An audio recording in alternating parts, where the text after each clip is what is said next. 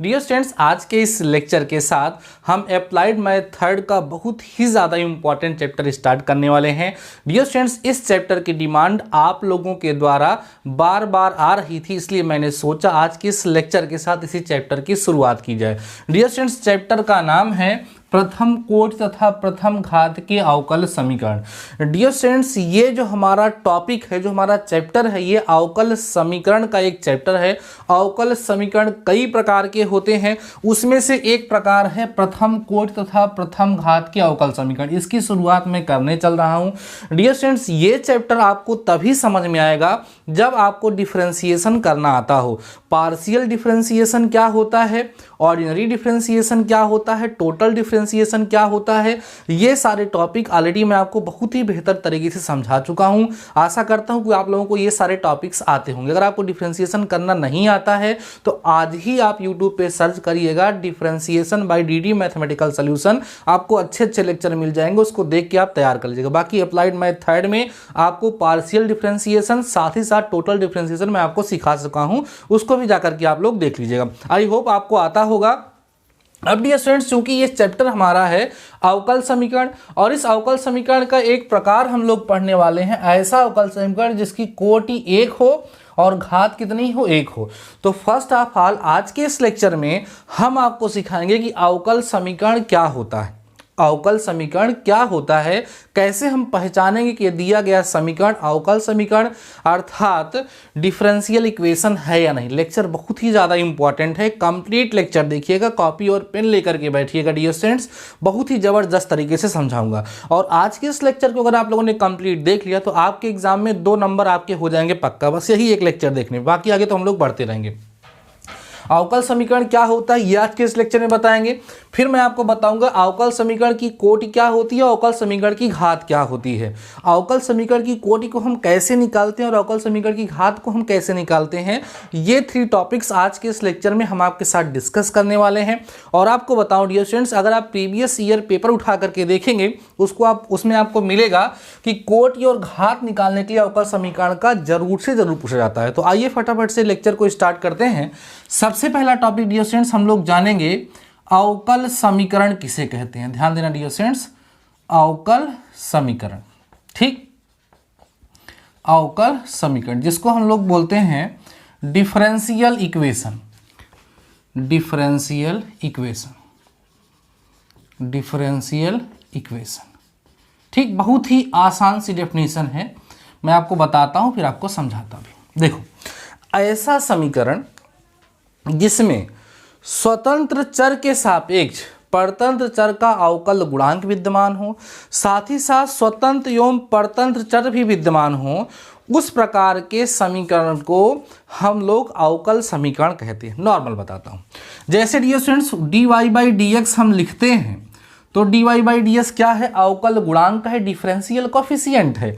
इसमें जो हमारा y है ये परतंत्र चर मींस इंडिपेंडेंट वेरिएबल है, और जो x है वो स्वतंत्र चर है क्योंकि x के रिस्पेक्ट में यहाँ पर डिफरेंशिएशन किया गया है।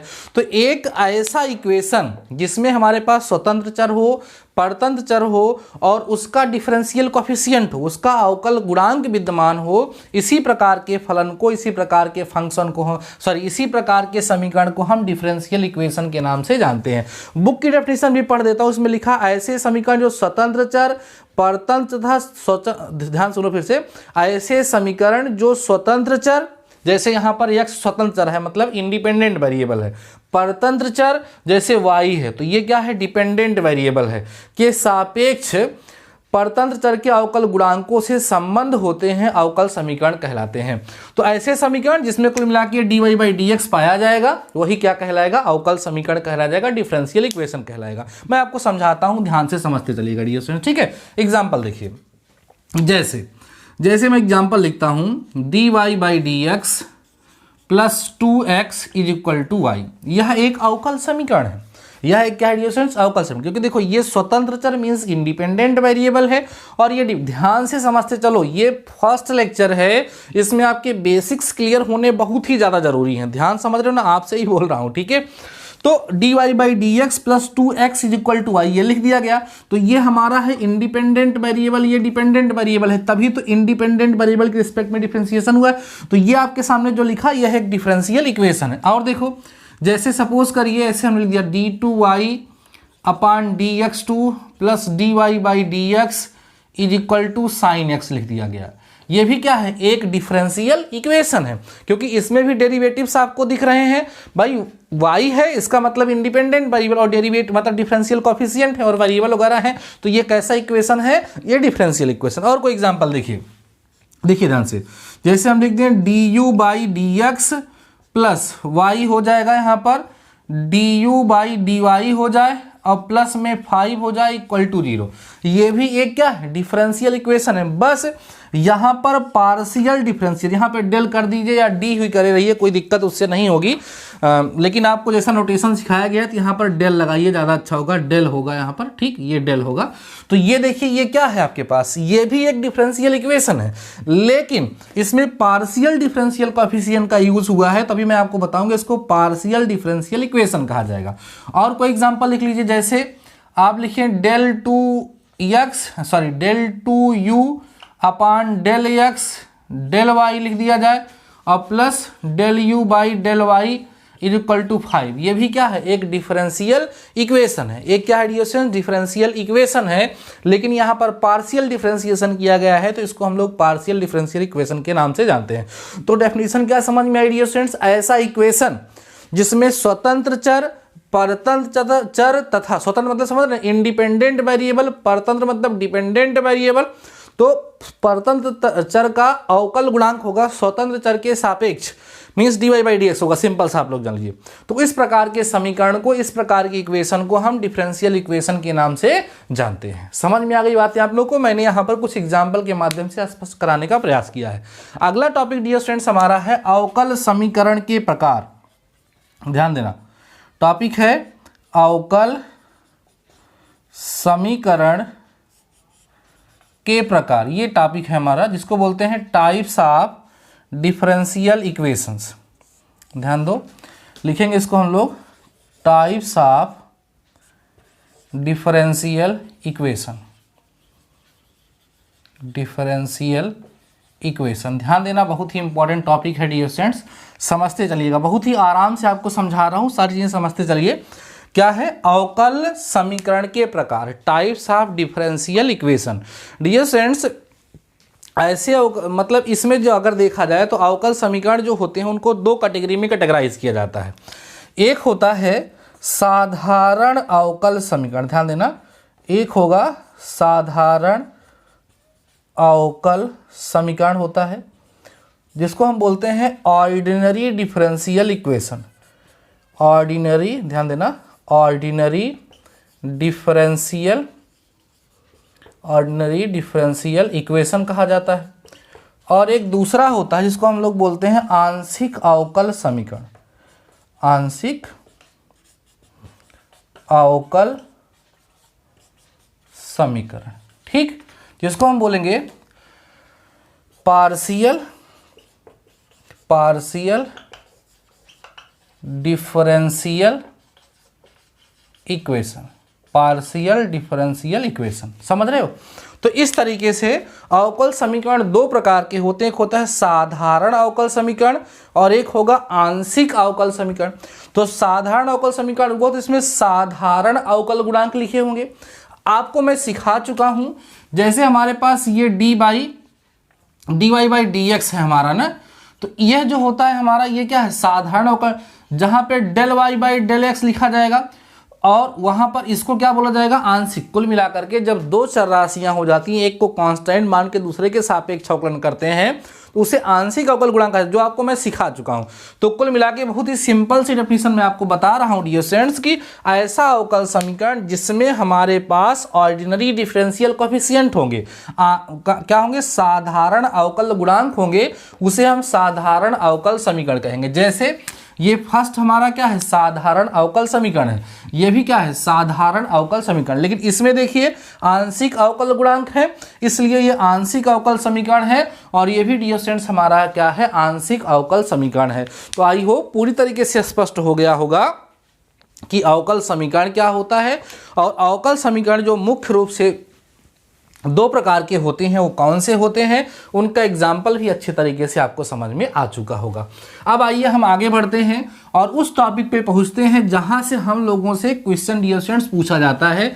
सबसे पहले हम लोग सीखेंगे अवकल समीकरण की कोटि, order of the differential equation. देखो, घात निकालने में बहुत सारे स्टूडेंट्स गलतियां करते हैं, इसलिए अवकल समीकरण की घात और कोटि निकाला ध्यान से हमसे समझ लीजिएगा, ठीक है।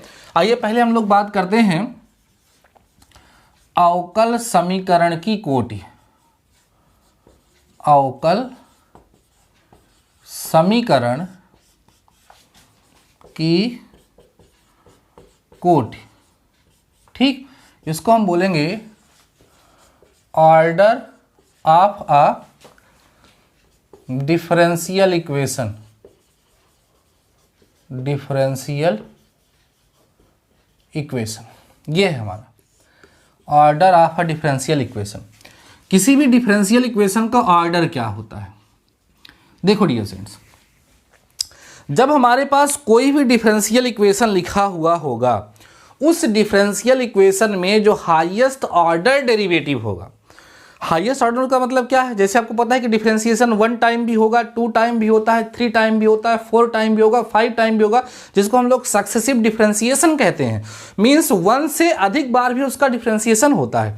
तो किसी भी डिफरेंशियल कोएफिशिएंट में जो हाईएस्ट ऑर्डर डेरिवेटिव होगा वही उसका क्या कहलाएगा? ऑर्डर कहलाएगा। देखिए, समझिए ध्यान से, एग्जाम्पल देखिए।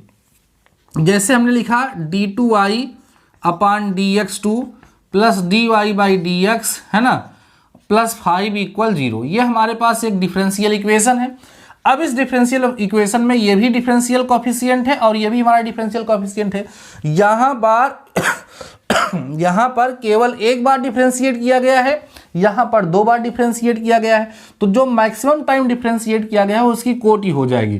तो इसकी कोटि मीन्स इसका जो ऑर्डर होगा वो कितना हो जाएगा? 2 हो जाएगा, क्योंकि यहाँ पर कितनी बार डिफरेंशिएट किया गया है? 2 टाइम्स डिफरेंशिएट किया गया है। जितना मैक्सिमम टाइम डिफरेंशिएट किया गया होगा वही उसका क्या होगा? ऑर्डर, वही उसकी कोटि। अगर मान लीजिए ऐसे कोई दे दिया जाए, ऐसे दे दिया जाए, देखिए d3y upon dx3 plus dy by dx, ठीक है, का whole square plus 7x equal to 5, ऐसे दे दिया जाए। ये भी आपके पास एक डिफरेंशियल इक्वेशन लिखा हुआ है। इस डिफरेंशियल इक्वेशन का अगर आपसे ऑर्डर पूछा जाएगा, ऑर्डर मीन्स क्या डियर स्टूडेंट्स, इसकी अगर हमसे कोटि पूछी जाएगी तो आप क्या बताएंगे? 3 बताएंगे, है ना। क्या बताएंगे? 3 बताएंगे, क्योंकि इसमें मैक्सिमम टाइम जो डिफरेंशिएशन किया गया है वो कितना टाइम्स किया गया है? 3 टाइम्स किया गया है। तो जब 3 टाइम्स डिफरेंशिएशन किया जाता है तो इसीलिए उसकी क्या हो जाएगी? कोटि हो जाएगी, उसका ऑर्डर हो जाएगा। कोटि को निकालने में कहीं किसी प्रकार की कोई समस्या नहीं होती है। सारे स्टूडेंट्स बहुत ही इजीली किसी भी डिफरेंशियल इक्वेशन की कोटि अर्थात ऑर्डर को फाइंड कर लेते हैं। प्रॉब्लम होती है घात में। आइए उसको समझते हैं, अवकल समीकरण की घात कैसे निकालते हैं। अवकल समीकरण की घात, अवकल समीकरण की घात, जिसको हम बोलेंगे degree of a differential equation. Differential equation, ठीक, डिफरेंशियल इक्वेशन की डिग्री। अब देखो डियर स्टूडेंट, डिफरेंशियल इक्वेशन की डिग्री को फाइंड करना बड़ा सिंपल है, डेफिनेशन बड़ी आसान है। देखो डेफिनेशन समझो। जैसे सबसे पहले क्या होता है, किसी भी डिफरेंशियल इक्वेशन का पहले ऑर्डर फाइंड किया जाता है। तो जिस टर्म से आप ऑर्डर फाइंड करेंगे उस टर्म की जो पावर लगी हुई वही उसकी डिग्री होगी। जैसे ये डिफरेंशियल इक्वेशन है, तो इसमें इसकी ऑर्डर कितना है? 3 है, तो इसकी पावर बोलो कितनी है? 1 है, तो इसकी डिग्री 1 हो जाएगी। अब मैक्सिमम स्टूडेंट्स गलती क्या करते हैं, इसकी डिग्री 2 समझ लेते हैं। वो सोचते हैं कि जो सबसे बड़ी घात लगी होगी, जो सबसे बड़ी पावर लगी होगी वही डिग्री होगी।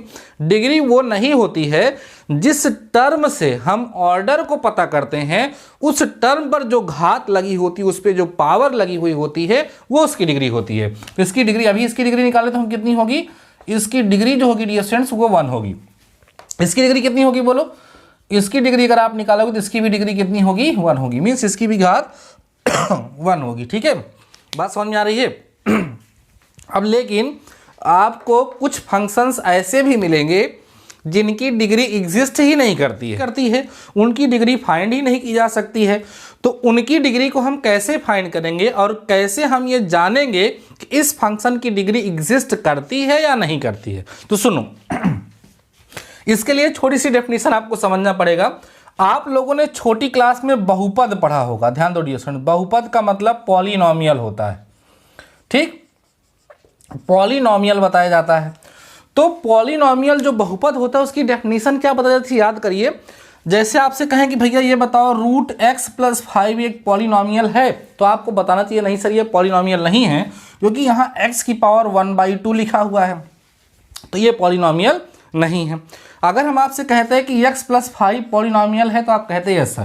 देखो पॉलिनोमियल की पहचान होती है उसमें जो वेरिएबल होता है, वेरिएबल की पावर सदैव होल नंबर होनी चाहिए, ठीक है, तभी वो पॉलिनोमियल होता है, या तो नहीं होता है।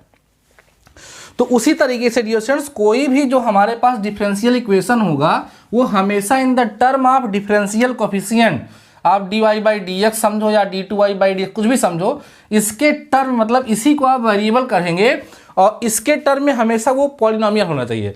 मतलब इसकी पावर ना तो आपको रूट में मिलनी चाहिए, मतलब ना तो इसकी निगेटिव पावर होनी चाहिए, ना तो ये रूट में रहना चाहिए, ना तो इसके साथ साइन लगा हुआ होना चाहिए। सिंपल सा dy/dx के टर्म में वो एक पॉलिनोमियल होना चाहिए।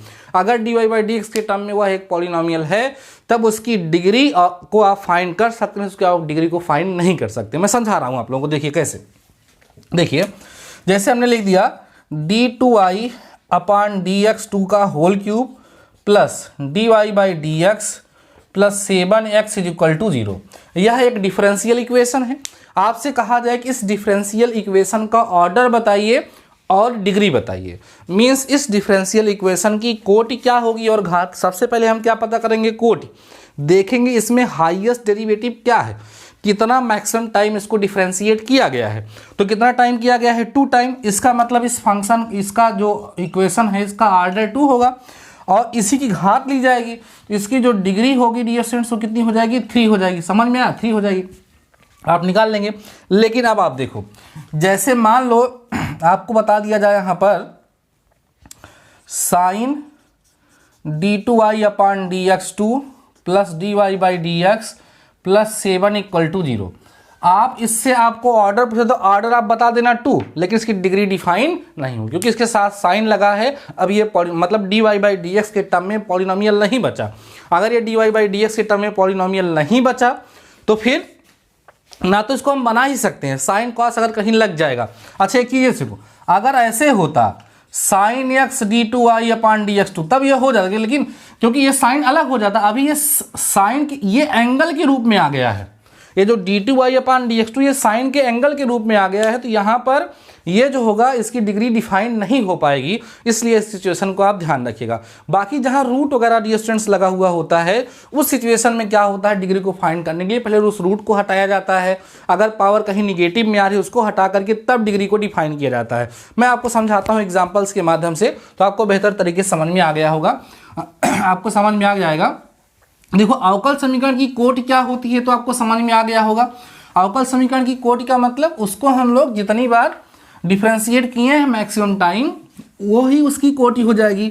और जिस टर्म से हम कोटि या ऑर्डर को फाइंड करते हैं उसी टर्म की, उसी पद की जो घात लगी हुई होती है वही उसकी घात हो जाती है। कुछ एग्जाम्पल लेते हैं और आपके साथ डिस्कस करते हैं, तो अभी आपको समझ में आ जाएगा कि कैसे घात और कोटि को हम ज्ञात करते हैं। पहला क्वेश्चन देखिएगा। पहला क्वेश्चन हमने यहाँ पे लिख रखा है d3y अपान में dx3 प्लस 5y = 0। बताते चलिएगा आप लोग। Second question d2y upon dx2 का होल क्यूब प्लस 1 अपान d2y अपान dx2 = 0। ये पहले दो क्वेश्चन देखिए आप लोग, फिर मैं आपको बताता हूँ आगे। धीरे धीरे समझते चलिएगा। घात और कोटि निकालना आपको समझ में आ जाना चाहिए। देखो ये जो हमारे पास फर्स्ट वाला क्वेश्चन है ये एकदम सिंपलेस्ट फॉर्म में in the form of polynomial आपका डिफरेंशियल इक्वेशन लिखा हुआ है। तो आपको इसका जो ऑर्डर निकालना है, मीन्स इसको हम क्या कहते हैं, कोटि। इसकी कोटि आपको साफ साफ दिख रही होगी सर 3 टाइम्स इसको डिफरेंशिएट किया गया है। इसकी घात अगर हम पूछेंगे, घात जिसको आप डिग्री कहते हो, इसकी डिग्री आपको साफ साफ 1, क्योंकि इसकी पावर कितनी लगी है 1, ये इसकी कितनी क्या हो जाएगी, घात हो जाएगी। इसमें आपको किसी प्रकार की कोई समस्या नहीं हो रही होगी। इसकी कोट 3 आएगी और घात 1 आएगा। अब यहाँ पर आओ, यहाँ पर आओ, देखो अब यहाँ पर क्या है कि d2y अपान dx2 का होल क्यूब लगा है, लेकिन ये 1 अपान में लिखा है। ऊपर जाएगा, जब ऊपर जाएगा तो ये d2y अपान dx2 की पावर -1 आ जाएगा। और पॉलिनॉमियल के फॉर्म में, मतलब ये माइनस में इसकी नहीं होनी चाहिए, ना तो 1 अपान में होना चाहिए, ना तो रूट में होना चाहिए। तो इसलिए अभी इसकी हम लोग क्या नहीं बता सकते हैं, ना तो इसका ऑर्डर बता सकते हैं, ना तो इसको डिग्री बता सकते हैं। तो इस केस में इसको पहले सिंप्लीफाई किया जाएगा। अगर आप इसको सिंप्लीफाई कर सकते हैं, डिफाइन कर सकते हैं, डिफाइन करके डिग्री बताएंगे। और अगर मान लीजिए ऐसा कोई केस आ गया जहां पर डिफाइन नहीं कर सकते हैं तो नहीं निकालेंगे। बहरहाल यहाँ पर देखो ये भी वही है भी, तो इसके साथ एलसीएम ले लीजिए। इसको इसके साथ जब करेंगे तो ध्यान दो d2y अपान dx2 की पावर 4 हो जाएगा। ध्यान दो ये जाएगा तो +1 पूरे का अपान लिख सकते हैं d2y upon dx2 equal to 0। अब ये चला जाएगा उधर, दिस इक्वल टू देखो d2y upon dx2 whole to the power 4 +1 equal 0 आ जाएगा। अब आप लोग इसकी डिग्री और इसका ऑर्डर दोनों बता सकते हैं। अब बताओ ये कितना बार डिफरेंशिएट किया गया है, 2 बार। तो इसकी कोट क्या मतलब ऑर्डर कितना होगा 2। इसकी घात का मतलब डिग्री कितनी हो जाएगी 4। वैसे अगर हम लोग इसको देख लेते तो इसका ऑर्डर 2 बता देते और डिग्री 3 बता देते, लेकिन इसकी डिग्री 3 नहीं होगी। पहले इसे सिंप्लीफाई करा जाएगा, तब जाकर के इसकी डिग्री डिफाइन होगी और उसको फाइंड किया जाएगा। समझ आया होगा दोनों क्वेश्चन। नोट करिए, कुछ और क्वेश्चन आप लोगों के साथ प्रैक्टिस करते हैं। तो आज के इस लेक्चर का जो टॉपिक था ना, ऑर्डर और डिग्री फाइंड करना, वो बड़ा इंपॉर्टेंट है, आपको बेहतर तरीके से समझ में आ जाएगा। अभी कुछ क्वेश्चन और करने दीजिए। देखिए थर्ड क्वेश्चन देखिए आप लोग, यहाँ पे लिखा है डियर स्टूडेंट्स x², उसके बाद d3y अपान में dx3 का होल स्क्वायर है और plus y dy by dx की पावर 5 है और प्लस x की पावर 6 इक्वल टू 0 है। एक क्वेश्चन ये है हमारा। एक क्वेश्चन और है हमारे पास, 5d2y upon dx2 equal to 1 plus dy by dx का होल स्क्वायर, और यहाँ होल की पावर 3/2 लगा रखा है इन्होंने। ये अब देखिए इसमें तो कोई झंझट नहीं है ना, पॉलिनोमियल दिख रहा है। अब पहले बताओ इसका ऑर्डर कितना होगा। ऑर्डर का मतलब कोटि, ठीक। इसकी कोटि आपको साफ साफ दिख रही है, 3 है, मैक्सिमम 3 टाइम। और घात का मतलब डिग्री, इसकी डिग्री कितनी हो जाएगी 2 हो जाएगी ना। ऑर्डर कितना है, कोटि 3 है, और घात कितनी है 2, क्योंकि यहीं से लिया जाएगा। इसमें कोई झंझट नहीं थी। अब इस फोर्थ वाले पार्ट को थोड़ा देखो, 5d2y upon dx2 equal to capital bracket 1 plus dy by dx whole की power 2 whole to the power 3/2। अब ये 3/2 तुम्हें दिख रहा नहीं, हटना चाहिए। 3/2 ही तो है, हाँ, ये हटना चाहिए। ये कब हटेगा, जब दोनों साइड स्क्वायर करेंगे। तो दोनों साइड स्क्वायर कर दो, देखो कितना आएगा, 5 का स्क्वायर करोगे यहाँ पर 25 आ जाएगा। यहाँ पर d2y अपान dx2 का होल स्क्वायर आ जाएगा। यहाँ जब स्क्वायर करो तो 2 से 2 कट करके यहाँ मिलेगा 1 प्लस dy बाई dx का होल स्क्वायर हो जाएगा, है ना। और यहाँ पर पूरी पावर 3 लग जाएगी। अब देखो ये डिफरेंशियल इक्वेशन साफ साफ दिखने लगा। अब इसका ऑर्डर बताओ। इसका ऑर्डर मीन्स क्या, कोटि कितना होगा 2 होगा। और इसकी घात अगर हम देखें तो घात भी कितनी होगी 2 होगी। और डियर स्टूडेंट्स ये इसका क्या हो जाएगा, आंसर हो जाएगा। आई होप आपको समझ में आया होगा, ठीक है। फटाफट से नोट करिए, देन मैं आपके साथ कुछ और क्वेश्चन डिस्कस करूंगा। 2 क्वेश्चन मैं आपको और बताऊंगा, देन आप लोगों को समझ में आ जाएगा। आपको कोई भी क्वेश्चन मिलेगा ऑर्डर और डिग्री फाइंड करने के लिए तो उसको आप लोग आसानी से कर पाएंगे, ठीक है। लेक्चर बहुत ही ज़्यादा इंपॉर्टेंट है। कंप्लीट लेक्चर देखिए और अपने दोस्तों के साथ शेयर जरूर कर दीजिएगा। 2 क्वेश्चन और करते हैं, देन आगे बढ़ते हैं। देखिए d2y अपान dx2 का whole square is equal to root over 1 plus D Y by D X का होल क्यूब, यहाँ पे प्लस लगा है और इक्वल टू 0 लिखा हुआ है। और एक क्वेश्चन और देखिएगा, ठीक है, ये हमारा 1 plus D Y by D X का whole square whole to the power 2/3 है यहाँ पर, इज इक्वल टू के है और d2i अपान dx2 है। ये हमारा क्वेश्चन, ठीक है। देखो, देख रहे हैं आप लोग, यहाँ रूट में है तो रूट हटना चाहिए, तो इसको पहले उधर करोगे तभी रूट हटेगा। सोल्यूशन करो, d2i अपान dx2 का होल स्क्वायर इक्वल होगा minus under root 1 plus D Y by D X का होल क्यूब, ये हो जाएगा। अब रूट को के दोनों साइड के स्क्वायर कर दो, तो यहाँ कितना हो जाएगा, देखो d2i अपान dx2 की पावर 4 हो जाएगा। इधर स्क्वायर कर दो, इधर स्क्वायर करके माइनस भी खत्म होगा और रूट भी, तो 1 plus D Y by D X का होल क्यूब, ये बचेगा। अब देखो ये हो गया ना सिंपल फॉर्म में, तो आप इसका ऑर्डर बताओ। इसका ऑर्डर जब बताओगे तो 2 आएगा, और इसकी डिग्री जब आप बताएंगे मतलब घात बताएंगे तो कितनी आएगी, 4 आएगी। आपको समझ में आ गई होगी। अब यहाँ क्या करना है, दोनों साइड का क्यूब करना पड़ेगा। जब दोनों साइड का क्यूब करोगे तभी तो यहाँ से 3 हटेगा। दोनों साइड का क्यूब करो तो क्या आएगा, 1 plus D Y by D X का होल स्क्वायर और होल टू दी पावर लग जाएगा यहाँ 2 इज इक्वल टू, यहाँ करोगे तो के क्यूब आएगा और d2i अपान dx2 का होल क्यूब आ जाएगा। सही है। अब देखो यहाँ से ऑर्डर निकालोगे, ऑर्डर कितना आएगा 2 और डिग्री कितनी आएगी डियर स्टूडेंट्स, यहाँ से 3 आ जाएगी। तो इस तरीके से आई होप आपको सारी चीज़ें समझ में आ चुकी होंगी, कोई समस्या आप लोगों को नहीं होगी। आप लोगों की डिमांड पे हमने इस चैप्टर को डियर स्टूडेंट्स स्टार्ट तो कर दिया है, लेकिन हम आपको बता दें कि ये चैप्टर बहुत ही ज़्यादा इम्पॉर्टेंट है। जो बातें मैं आप लोगों से बोलता चल रहा हूँ, जो चीज़ें मैं आपको समझाता चल रहा हूँ, उसको समझते चलिए, साथ ही साथ कॉपी में उसको नोट भी करते चलिए, जिससे आपको दिक्कत ना हो। कई सारे बच्चे नाराज़ थे कल क्लास नहीं हुई। आज इस क्लास के माध्यम से आपने मेरी थोड़ी हालत देखी होगी, खांसी बहुत आ रही थी, बड़ा कंट्रोल करके आप लोगों के लेक्चर प्रोवाइड करा रहे हैं। बाकी आपको ये लेक्चर ज़रूर पसंद आया होगा। अगर आपको कहीं पर भी किसी प्रकार का डाउट है तो कमेंट सेक्शन में कमेंट करके ज़रूर बताना, और आपको लेक्चर पसंद आया होगा तो अपने दोस्तों के साथ ज़रूर शेयर कर दीजिएगा। बाकी आज के इस लेक्चर में बस इतना ही डियर स्टूडेंट्स, मिलते हैं नेक्स्ट लेक्चर के साथ। तब तक लिए शानदार रहिए और ऐसे ही पढ़ते रहिए।